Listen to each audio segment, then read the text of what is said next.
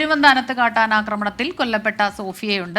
Sophia ഇസ്മായിലിന്റെ കുടുംബത്തിന്റെ ആ ദുഃഖം, സങ്കടം, പ്രതിഷേധമൊക്കെ നമ്മൾ കണ്ടതാണ്. സോഫിയയുടെ ഖബറടക്കം അല്പസമയത്തിനകം മുണ്ടക്കയം വരിക്കാനി ജുമാ മസ്ജിദിൽ നടക്കും. മൃതദേഹം പെരുവന്താനം ചെന്നപ്പറ ജുമാ മസ്ജിദിൽ പൊതുദർശനത്തിന് വയ്ക്കുകയും ചെയ്തു. കാട്ടാനയുടെ ശല്യത്തിൽ ജില്ലാ കളക്ടർ നൽകിയ വാഗ്ദാനങ്ങൾ പാലിക്കപ്പെട്ടിട്ടില്ലെങ്കിൽ ശക്തമായ സമരം തുടങ്ങാനാണ് നാട്ടുകാർ ഇപ്പോൾ തീരുമാനിച്ചിട്ടുള്ളത്. രാഹുൽ വിജയനാണ് ചേരുന്നത് വിവരങ്ങളുമായി. രാഹുൽ, ഒരു ജീവൻ കൂടി പൊലിഞ്ഞ സാഹചര്യത്തിൽ ശക്തമായ പ്രതിഷേധങ്ങൾ, അവരുടെ ഒരു സങ്കടം, ദുഃഖം, വേദന, അതൊക്കെ തന്നെയാണ് ഈ പ്രതിഷേധ ജ്വാലയായിട്ട് പുറത്തേക്ക് വരുന്നത്. അത് നമുക്ക് തിരിച്ചറിയാൻ കഴിയുന്നുമുണ്ട്.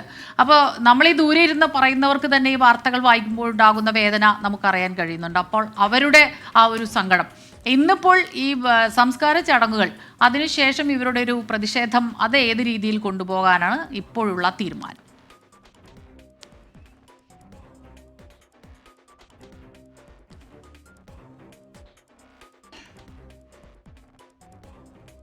സോഫിയയുടെ സംസ്കാര ചടങ്ങിനായി കൊണ്ടുപോകുന്നതിൻ്റെ ദൃശ്യങ്ങളാണ് ഇപ്പോൾ കാണുന്നത്. വാഹനത്തിൽ നിന്ന് മറ്റൊരു വാഹനത്തിലേക്ക് കയറ്റുന്നു. പൊതുദർശനത്തിന് വച്ചതിന് ശേഷമാണ് ഇപ്പോൾ ഖബറടക്കത്തിനായി കൊണ്ടുപോകുന്നത്. അവരുടെ പ്രതിഷേധം ഒരു വശത്ത് നടക്കുന്നുണ്ട്. ദുഃഖവും സങ്കടവും വേദനയും ഒക്കെ പ്രതിഷേധ ജ്വാലയായി അണമുറിയാതെ അതിങ്ങനെ ഒഴുകുകയാണ്. അത് നമ്മൾ കാണുന്നുണ്ട്. ശാശ്വതമായ പരിഹാരം, ഇനിയൊരു ജീവൻ പൊലിയാതിരിക്കാൻ എന്തെല്ലാം കാര്യങ്ങൾ ചെയ്യാം, അടിയന്തരമായി ഇടപെടേണ്ടവർ എന്തുകൊണ്ട് കൈമലർത്തുന്നു, ഇത്തരം പ്രതിഷേധത്തിൽ ഇതൊക്കെ തന്നെയാണ്, ഈ വിവരങ്ങളൊക്കെ തന്നെയാണ് അവർ ചോദ്യമായി ഉന്നയിക്കുന്നത്. അപ്പോൾ കുറേ ദിവസങ്ങളായി ഇവർ പറഞ്ഞുകൊണ്ടേയിരിക്കുന്നുണ്ട് എന്നാണ് പറയുന്നത്. അവിടെ പ്രശ്നമുണ്ട് എന്ന്. അവസാനം ഒരു ജീവൻ പൊലിഞ്ഞു പോയിരിക്കും.